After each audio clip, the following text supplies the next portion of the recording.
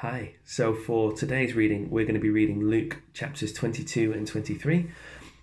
These chapters tell us all about the story that we remember today, Good Friday, where we remember the betrayal and the crucifixion and death of Jesus. Oftentimes, when we come to Good Friday, we have stories from all four Gospels and from verses from the whole Bible in our heads. We have sermons that we've heard, we have songs that we sing.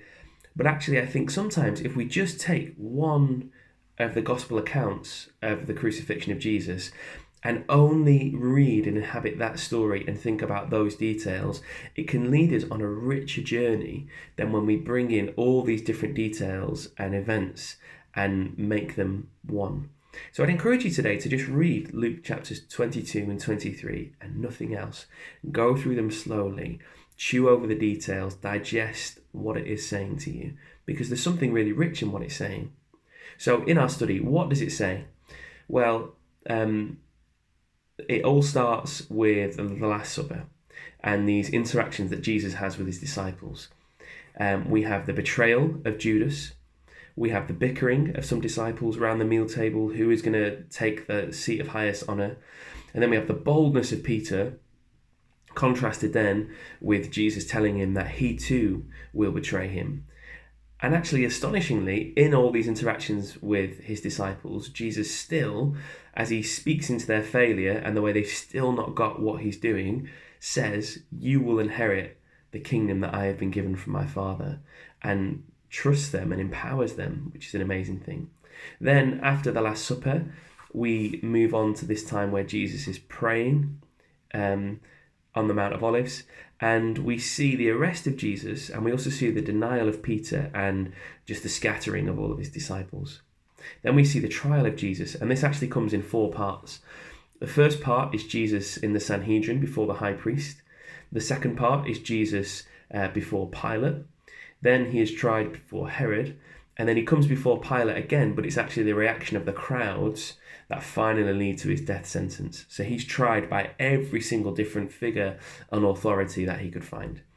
And then finally, we have the journey to the cross. And unlike the other Gospels, there are some really unique stories to Luke in this story of the cross. And these unique stories are all about people who actually don't appear or don't have very big parts in some of the other accounts of the crucifixion. We have Simon of Cyrene, who carries the cross for Jesus. We have the women of Jerusalem who weep.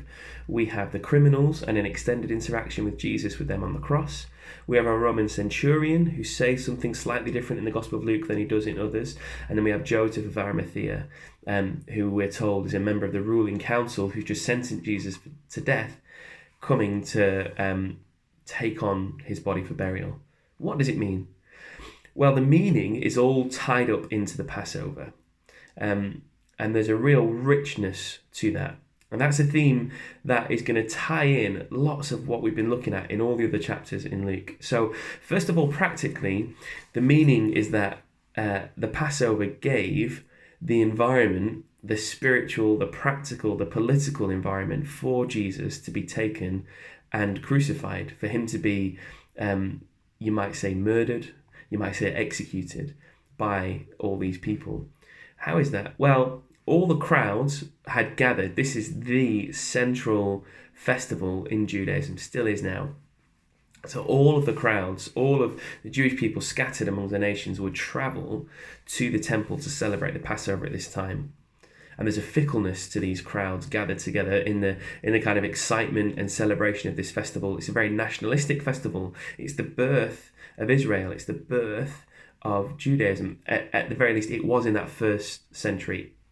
Modern interpretations of the Passover and celebrations of the Passover have moved away slightly from the way it was in the first century, taking on much of the theology and the history and the biblical story, but without some of the same overtones, shall we say, that affected Jesus. There is also a sense in which, because of these big crowds, we have all of the soldiers, Roman soldiers, there to keep the peace. We have all of the temple rulers and people who were in power at the temple at the height, their most important part of the year, where they have the biggest role to play, where they are at their most powerful. And then we also have all of the Roman rulers of that province who would have all lived in Caesarea coming to Jerusalem at that time. Also, the Passover provides the kind of narrative structure to this, shall I say, in that a lot of this is centered around a Seder meal, around a Passover meal. And this pulls together a real central theme in Luke Acts, where Jesus has meals with unlikely people, and his meals, including people who wouldn't have been included elsewhere, is a real sign of who he is and what the kingdom of God is about, what God is doing in the whole biblical narrative, which is a really, really powerful thing. But there's also some details in the fact that this was a Passover meal in particular that mirrors the journey Jesus goes on to the cross. So in a Passover meal, you taste the bitterness of slavery through bitter herbs. You have questions. You talk about, why are we celebrating this? What is the story? And you inhabit the story. You take on that story. We remember when we were in slavery and then we were freed.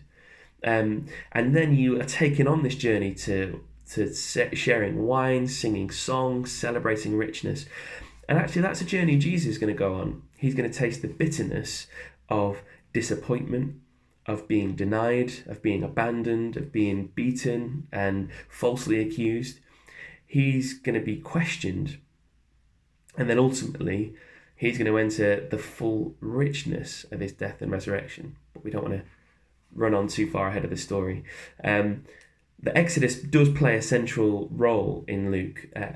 When we read in the birth narratives in Luke 1, where we started this series, there are loads of songs that mirror the songs the people of Israel sing when they've been brought through the Exodus. And even when we see the Transfiguration story, a real key story, it mirrors a lot of Israel in the wilderness seeing God, being led by the cloud of fire and the cloud of smoke, the kind of images of Moses meeting with God and the glory shining out from him and Jesus being transfigured. It's all there. The imagery is all there. This story is all there. And why is it there? It's there because it says something really important about the character of Jesus and about the character of God. I think it says two things. First of all, Jesus is the sacrificial lamb. Jesus will go through humiliation, dishonor, and defeat in order that he would take on the death and the judgment, and his new people would walk free. They would be spared. They would be passed over. And there's a deep richness in that. That's a chewy thing to think about, that actually Jesus died, that judgment would pass over us and that we would live. He has given his life that we might live. That's a powerful, powerful image. The second thing is that Jesus is not just the Passover lamb. Jesus is Moses.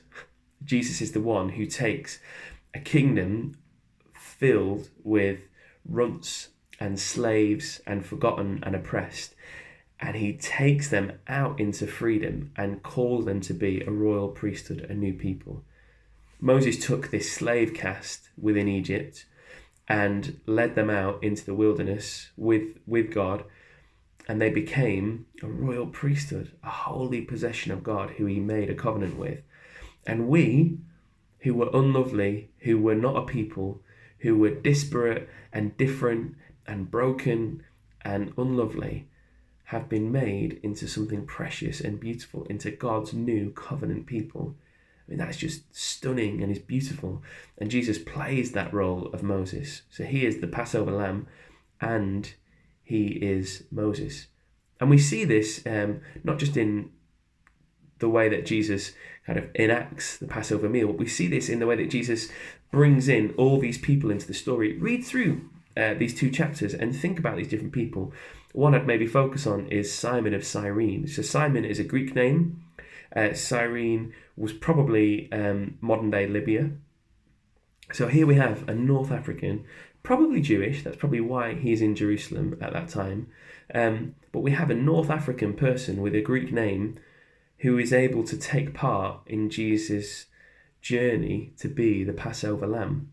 And he is included There's no other details about him. He's lost to history, and yet Jesus gives him a significance and a role in this story. Isn't that a beautiful thing? And there are loads of characters, and the women who in this time would have been forgotten, in our time are often forgotten, are given a real strong role. Not just the women who've been following Jesus, but even the women in the crowds, the women in Jerusalem. They recognize the injustice, and they stand against those who have accused Jesus. So what does it say, this journey to the cross? What does it mean? Well, the meaning is all tied up in the Passover and the imagery that has, the theological weight of that. What do we do? Well, I think there's probably three really obvious applications. One is that we can't do it ourselves. We're in need of a saviour. We're in need of a Passover sacrifice. And as we worship Jesus today, as we remember his cross, we fall again on his grace and say, it is only through you and your redeeming love that we can be brought to life, that we can be free. The second thing is that the way of Jesus, the way that he includes us and brings us into this new family, should shape our identity and should lead us to a life of service. The disciples, they're right at the end of Jesus' earthly ministry, and they still miss it. They're still bickering about the role that they have and the importance that they have and the prominence they have. And Jesus says, no. Your identity is shaped by me, by my loving service, and by the role that I will give you in my kingdom.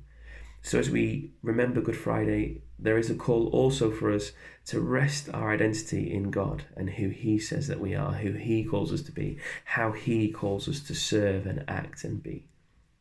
And finally, there is this incredible thing that we read here of this grace under pressure that Jesus has. The way that he is in so many ways abused and abandoned and yet stays in control, actually. The way that he faces down violence in both his accusers and in his disciples' reaction. And all of it seems to be fed. His grace under pressure is fed by prayer, is fed by an intimate relationship with his Father. And as we are under immense pressure in this strange season, as we are facing an Easter like no other, we must cling to God in prayer. We must draw near to him. So I hope you have really enjoyed this little study together and you really get something out of reading these two chapters today. You might notice that in the reading plan, there isn't a reading for tomorrow. And that's very deliberate. Tomorrow is Easter Eve. And oftentimes, particularly in our sort of church tradition, we can rush on from the cross to the next part of the story. But I really want us, in that time where we would be praying and reading the Bible tomorrow, to be in silence, to be waiting as the disciples were. And actually, unlike kind of our modern interpretations of Easter, where it's always centered around big gatherings, tomorrow we will be like the first disciples, locked up, shut up, fearful of what's on the outside, protecting ourselves, protecting those close to us. So I just want us to really inhabit that place tomorrow before we come to Easter Sunday. So I just encourage you tomorrow, maybe spend just some set time in silence, waiting in God in prayer and allowing him to speak to you about all that we've been going through these past 12 days in Luke together.